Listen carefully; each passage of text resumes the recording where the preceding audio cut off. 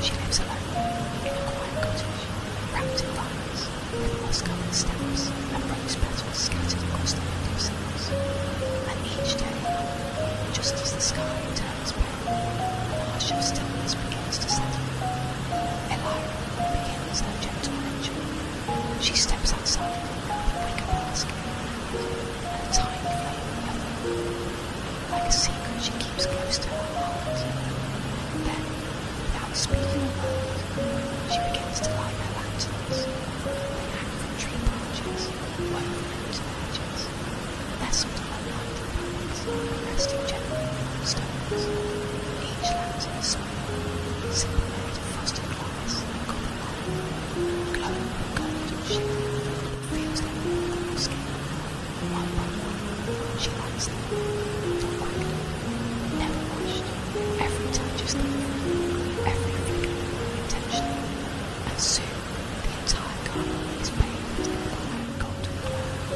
It doesn't dazzle, it whispers, it hums like a lullaby made of light. The villagers watch from afar, some from windows, some from balconies. They call her the Lantern Keeper, and they speak of her with reverence, though few spend their time directly. Children believe she's a witch, or perhaps a false spirit in disguise, but none of them know the truth. Elira's lanterns are not ordinary lights. They hold something more, something sacred. They hold memories. You see, whenever someone in the village experiences something beautiful, something gentle, or tender, or fleeting, it doesn't disappear, Elira feels it. She senses the warmth left behind, the echo of emotion still fluttering like a bird beneath the ribs. She captures it, not with force, with care, a man's whispered prayer over her sleeping child. A hand held tightly around her mother's memories. The first time someone dares to see her, she simply preserves her time, otherwise forgets. Those memories return, soft and devoted.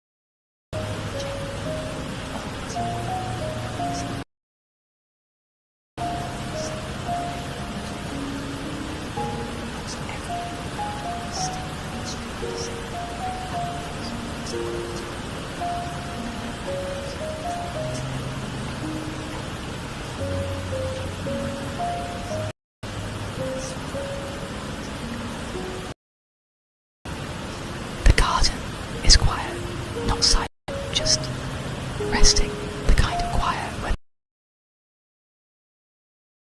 leaves seem to listen.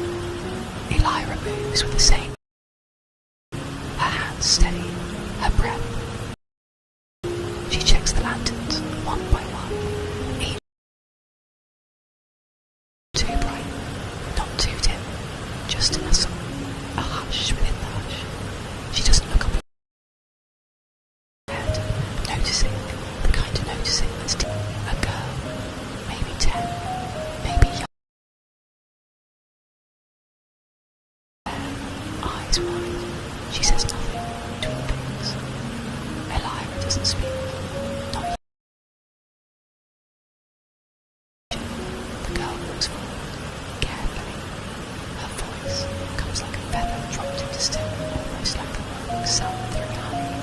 Day at sunset, she'd hummed the same melody into the garden and stayed. The girl looks at the eye, not with confusion, but with something soft. Maybe even recognition. Can I hold it? Lyra's voice lowers even more. Only if you... Both hands open like she's catching a breath. Her eyes close, and the world shifts from the swing, a cup of warm tea, and a voice hummed like a lullaby that never had word. Laura gently takes the lantern back, replaces it on its bed into the garden. Past lanterns of all shapes and colours, a snowfall remembered from the window. Each to the ones that shine the brightest, once they're ready. Not a shallow breath, but one from deep, plague of being left. Not forgotten, just Penny. Lyra takes it from her, with both did well. They say nothing more, because the garden, not because of the light, but because someone and the air wraps around you like a shawl, where even calm, she checks the lanterns one by one. It begins as a whisper, feet bare, eyes wide. She said not yet. She simply nods, a slow invitation, staring at him. Her voice comes like a fountain through honey. She answers softly, notes over and over. This time, not with confusion, but with something sorry if you remember gently. The girl grown. She is somewhere else now. A porch, a wooden swing like a lullaby that never had words. When her eyes open, they're damp, but not from sadness, from something she doesn't have a name for. Lyra gently takes the lantern back, replaces it on its branch, lets it sway just a little. The girl whispers, I think I've heard that song before, but not in a long time. Lyra kneels beside her and says nothing, because sometimes silence is the most honest reply. They walk deeper into the garden, past lanterns of all shapes and colours, some high, some low, each one carrying a feeling. A dog's bark and a child's laughter wrapped together, a goodbye never spoken, a hand held for the last time, a snowfall remembered from a window. Each glow is a story, not told but felt. The girl slows, stops beside a dark branch, no lantern there. She looks at Lyra, then down at her own hands and says, I think I have one too, but it hurts a little. Lyra nods. Those are the ones that shine the brightest, once they're ready. She reaches into her satchel, pulls out an empty lantern. It looks like glass, but it's softer, more like captured moonlight. She offers it. The girl takes it, closes her eyes and breathes. Not the shallow breath, but one from deep, from the place where old memories live. There's a flash behind her eyelids, a hallway, a door closing, the sound of footsteps walking away, and the ache of being left. Not forgotten, just left. But then, a voice, just before the door closes, whispering, I wanted to stay longer, I really did. Her hands tremble, but she doesn't let go. The lantern pulses once, then glows. Soft, steady. Lyra takes it from her, with both hands and hangs it high where it can swing gently in the breeze. The girl watches it, her breathing slow again, her chest a little lighter. Lyra places a hand on her shoulder. You did well. They say nothing more, because the garden doesn't ask for words. It asks only for remembering. As the sun dips behind the distant trees, and the lanterns begin to shimmer in the rising dusk, the garden glows a little brighter, not because of the light, but because someone remembered, and was brave enough to let it shine. The girl returned the next day, or maybe it was the next week, in the garden. Time doesn't quite behave the way it does elsewhere. Lyra saw her before she stepped through the arch of ivy, that same careful pace, that same quiet hunger to feel something she couldn't name. This time,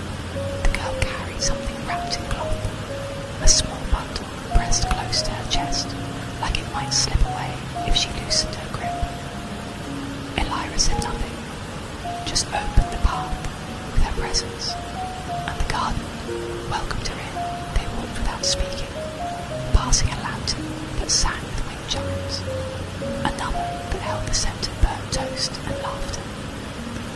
At the foot of the oldest tree, the girl knelt. She opened the cloth. Inside was a marble green with golden veins, a shoelace frayed at the ends, and a small picture torn in the corner. She didn't explain. She didn't need to. Elira understood. This was a memory too, not one moment, but several woven together, held in objects, because they were easier to touch than the feelings behind them. I didn't know where else to put them, the girl whispered, her voice barely louder than the breeze. They don't make sense by themselves, but together they feel like my brother. Elira knelt beside her, and for a moment they both simply looked at the bundle. The garden hushed, the air held its breath. Elira brought another lantern from her satchel, this one slightly larger, clear as still water.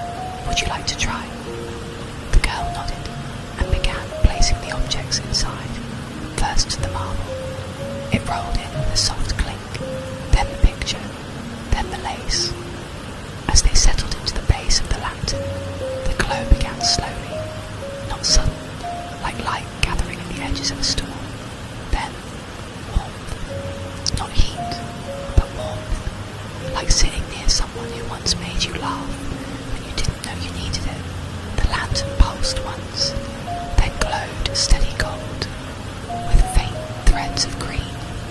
The girl smiled without realizing a tired kind of smile, but real Elira reached up and hung the lantern from a low branch, right where the wind curved softly through the garden's breath. That one will stay for as long as it needs to, she said. The girl nodded, and for the first time sat down. She looked around at the other lanterns, each carrying a piece of someone's heart, each holding silence the way a lullaby does, gently but with meaning. She asked, do people ever forget these? Elira answered, sometimes, but forgetting doesn't mean they didn't matter. The lantern keeps them until they're ready to drift into being. Let your breath settle. Let your thoughts soften. Feel the space around you. Melt into quiet. Now drift with me into a place hidden far from the world you know. A place where trees lean close like old friends, and the wind carries the hush of forgotten stories. There, cradled deep between misty hills, is a little village. A village where time moves slowly like syrup dripping from a wooden spoon. And in that village, tucked behind a low stone wall covered in ivy, lies a woman named Lyra. No one knows exactly how old she is. Her hair is silver like river mist. Her hands soft as parchment. Her smile, the kind that feels like coming home. She lives alone in a quiet cottage, wrapped in vine, just as the sky turns pale and a hush of stillness begins to settle. Elira begins her gentle ritual, woven into the edges, nestled a little shiver, feels them warm on your skin. One by one, she lights them, not quickly, never rushed. Every touch is thoughtful, every flicker intentional, and soon the entire garden is bathed in a quiet golden glow. It doesn't dazzle, it whispers, it hums like a lullaby made of light. The villagers watch from afar, some from windows, some from balconies. They call her the Lantern Keeper, and they speak of her with reverence, though few speak to her directly. Children believe she's a witch, or perhaps a foreign spirit in disguise, but none of them know the truth. Elira's lanterns are not ordinary lights. They hold something more, something sacred. They hold memories. You see, whenever someone in the village experiences something beautiful, something gentle, or tender, or fleeting, it doesn't disappear. Elira feels it. She senses the warmth left behind, the echo of emotion still fluttering like a bird beneath the ribs. She captures it, not with force, with care, a mother's whispered prayer over her sleeping child. A hand held tightly around her mother's memories. The first time someone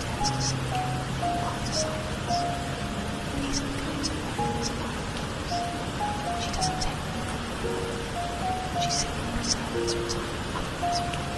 When she lights her lanterns, those memories return. Soft, glowing, and home. They fill the air with something you can't see but can feel. A sense of love, of being there, of knowing what's true, deep in. She walks with the same rhythm each day. Her steps slow and steady. Short around her shoulders is always the same. Lonely and friends, come and meet and dwell. There's no urgency, only grace. And in her eyes, if you ever catch a glimpse, you would see your own reflection smiling back at you. Not as you are now, but as you once were. In a moment, you may have forgotten. A version of yourself is soft and open. And that is love is more. It's a sanctuary, mountains that grow each day. Gardens of beauty, wonders of joy, nicely download, and when the gardens were kept, rose and gardens were even trees, rose, Ella doesn't do it. She doesn't do it to herself. She idolizes, so idolizes and desire. There's something deep in her. There's one special item, very first she appears. It hangs with her behind an enjoy, swaying gently. Always a always a song. I love this, because everything is still as you like to say. It's all the time.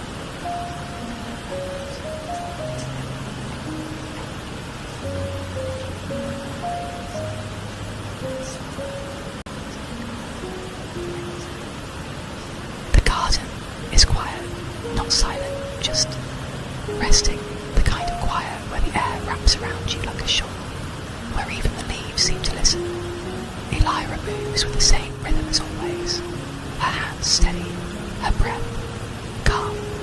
She checks the lanterns, one by one, each soft orb glowing like memory, not too bright, not too dim, just enough. But today, something is different.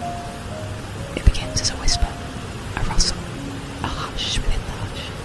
She doesn't look up at first, simply tilts her head, noticing, the kind of noticing that's deeper than thought.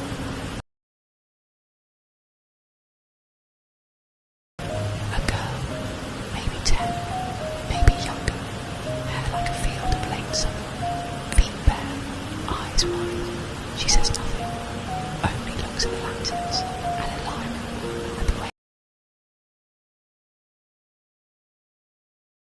it doesn't speak.